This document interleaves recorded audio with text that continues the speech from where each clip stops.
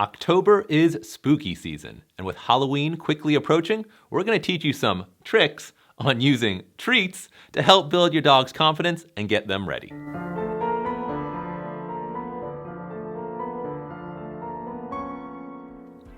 Okay, so Halloween is coming up fast. In this video, I'm going to talk about how to approach Halloween if you have a young puppy. If you have a puppy right now, you have a wonderful opportunity to socialize and desensitize your pup at a level that is rarely so easy and available. During Halloween, lots of people are excited to put up decorations and put on costumes. This is the perfect time to expose your pup to some wacky and weird things so your pup learns that they don't need to be afraid of unfamiliar things. Now, you might not think your pup needs this sort of training to improve their confidence. A lot of puppies seem totally confident and unfazed by new and unfamiliar things. That's great, but it's also a temporary developmental stage. As puppies get older, they often become more fearful of new and unfamiliar things. But the more new and unfamiliar things you expose them to as a puppy, the less likely they are to be afraid of new things when they get older. And if they do happen to get spooked by something, it will be much easier to help them overcome those fears and prevent the formation of a persistent phobia. If your pup has never shown any signs of being afraid of anything, that's wonderful.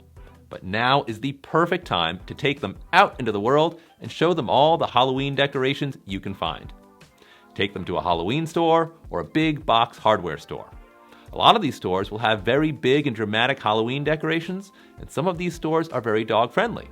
But also, if you put your pup in a little carrier, it's unlikely anyone will complain about them wherever you go. You can also take your pup to Halloween parties or host a Halloween party yourself. Puppy parties are always fun and great for puppy socialization, but the best puppy parties involve costumes and props to maximize your pup's exposure to people doing and wearing strange and unusual things. And during Halloween season, it's much easier to get people to participate with this sort of stuff. Even if you don't feel up to hosting a party, you can simply ask your friends to come visit you and your pup and wear their craziest costumes. If you do, ask them to act like the characters they are dressed up as, or simply have them act strange and silly to get your pup used to unusual behavior. As you do this, make sure to praise your pup, pet them, and offer them food treats and play. If your pup is not interested in food treats or play, or they seem like they are trying to get away from something, it might be a sign that they are afraid, or at least a little unsure of the things in their environment. If that's ever the case, just dial it back a notch. You don't want to overwhelm your pup. So move a little further away from the scary situation, or turn down the intensity if you can. Then, hang out for a while and give your pup time to adjust. Keep offering treats and trying to engage them in play. After a while, they should get more comfortable. Halloween is also a great time to start getting your pup used to the idea of being dressed up. Dressing your pup up for Halloween can be a lot of fun, but you do want to make sure that your pup is having a good time as well. The best way to do this is to introduce dress up gradually and include lots of praise, treats, and play to make it fun for your pup. A great way to start is with socks. Children's socks can work well as they're less likely to fall right off. Let your pup investigate the socks first, then try putting them on your pup. Your pup will probably try to bite and chew on the socks, so try to redirect them with food or a favorite toy. Try to get your pup to the point where they don't really notice the socks. Let them try walking around and getting used to the new experience. If they take the socks off, you can put them back on a couple of times, but after that, give them a break. Do several short, low-pressure sessions like this with breaks in between. After socks, you might want to try booties, which can actually be really useful for your pup to get used to, especially if you live somewhere or plan on bringing your pup somewhere that gets cold enough for ice and snow. As your pup gets used to wearing booties, you can leave them on for longer periods of time. You might also want to start trying other types of clothing. Items that go around your pup's body or head might be more unsettling to your pup at first, so take your time, keep those first few sessions short, and use lots of food treats and play to distract your pup and help them form positive associations. Again, this sort of training is particularly worthwhile if you live somewhere cold, where your pup might need a jacket or sweater at certain times of the year. And, as a bonus, once you've put in the time and training, you'll end up with a pup that enjoys dress-up time, so you can put them into all sorts of adorable doggy Halloween costumes.